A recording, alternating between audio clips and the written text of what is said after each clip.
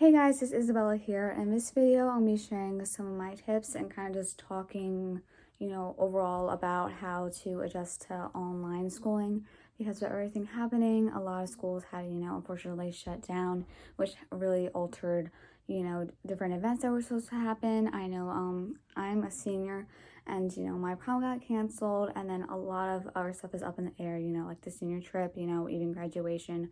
So it's been really tough and stressful, especially shifting to that online schooling because you have to wait until your teachers email you for specific assignments or you have to wait until your school emails you about, what you have to do.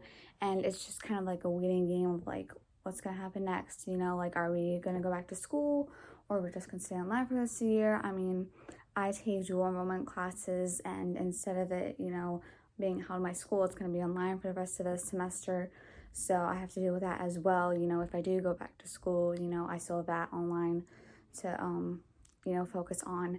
But I just kind of wanted to share some tips on how to get through online schooling because, like I said, it is very stressful, but, you can still get through it. So I definitely recommend, I know you can't go out and get a planner, but I definitely recommend like having something to be able to write down all your assignments that are due and just stuff that you have to do throughout your day and just like stick to it. Like if you have a morning routine, like your morning routine that you used to do every day before you went to school, I would keep that up just to kind of make sure, everything's flowing, you're doing what you need to do to make sure, your day goes smoothly. I mean, I know a lot of us are waking up later, but still I would, keep that routine, in flow. Like I wouldn't necessarily stop it because I just kind of feel like you're more organized and when you're doing stuff that you would normally do for school, but you're at home now because basically your home is your classroom.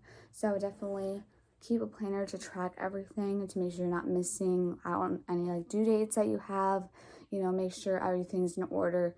So when you do finish something, you can check it off. You can write down the next assignment that's due, or if you have a live session like a Zoom meeting with one of your teachers, you can write down that as well so you can like prepare for that if you have to be on the webcam and talking.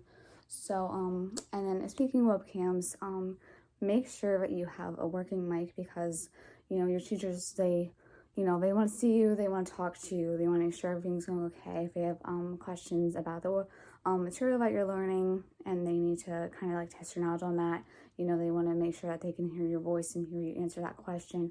So just make sure that your mic is working.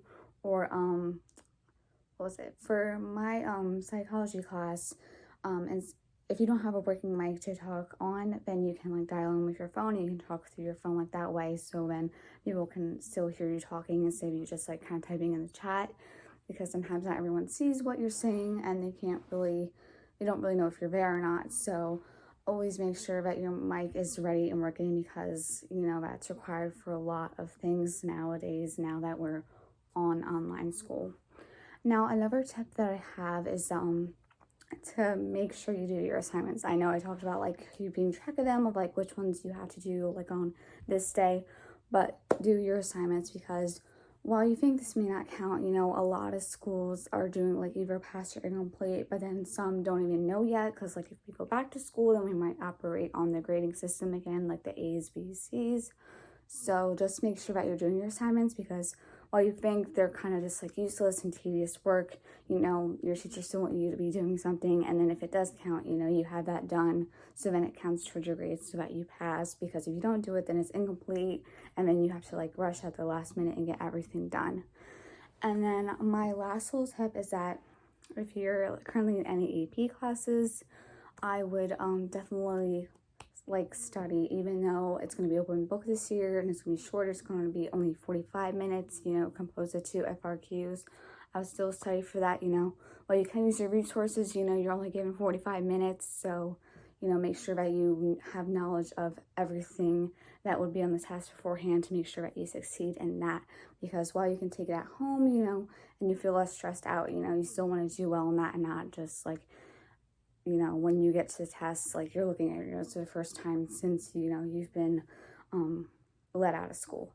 So yeah, so that's all my tips and kind of just talking about adjusting to online public schooling.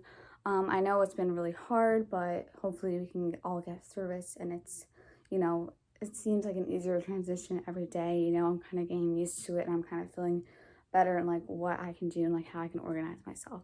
So yeah, so I hope you guys enjoyed that video, and I'll see you guys next time. Bye.